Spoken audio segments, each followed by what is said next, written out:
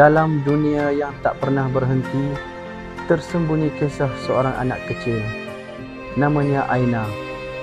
Usianya baru menginjak 7 tahun, tapi fikirannya jauh lebih matang daripada angka itu.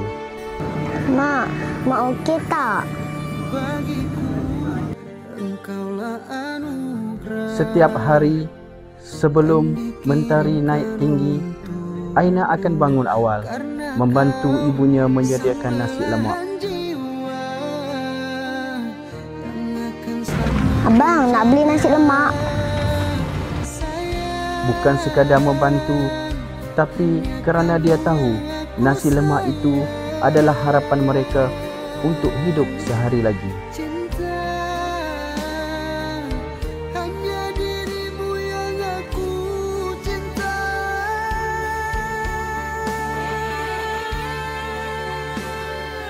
Adik okey ke?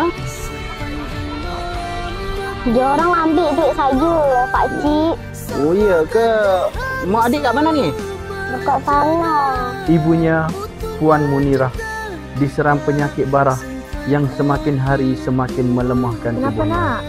nak? Minta maaf puan. Tadi ada budak-budak nakal ganggu dia dan ambil duit dia. Minta maaf lah, saya kurang sihat sikit. Itulah saya minta dia tolong jualkan nasi lemak. Oh iya ke?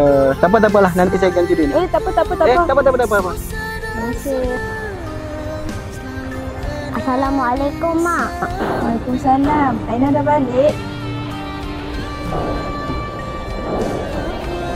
Mak, Ya. cikgu tanya, yuran sekolah bila nak bayar?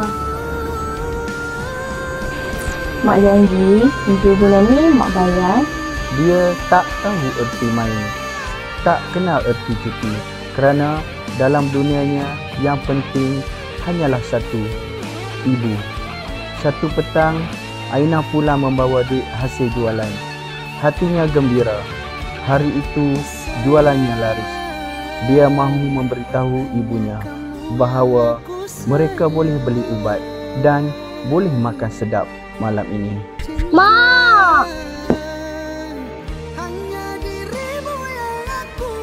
Mak! Maafkan Aina, Mak. Aina janji akan belajar betul-betul, Mak. Aina sayang, Mak. Mak! Mak! Mak! Dia kehilangan bukan sekadar seorang ibu, tapi satu-satunya tempat dia berpaut. Dunia ini kadang-kala terlalu kejam kepada mereka yang paling ikhlas dan paling tidak meminta apa-apa. Aina telah berikan segalanya, masa kecilnya, tenaganya, harapannya, tapi akhirnya dia ditinggalkan, diambang sunyi dan kehilangan. Dan hari ini, lilin kecil yang menjadi cahaya hidup Aina padam untuk selamanya. Kisah Aina bukan sekadar kisah duka. Ia adalah cerminan realiti bahawa kadang-kala kasih sayang datang dalam bentuk pengorbanan yang dunia tak pernah nampak. Dan bila kasih itu hilang, tiada galang gantinya.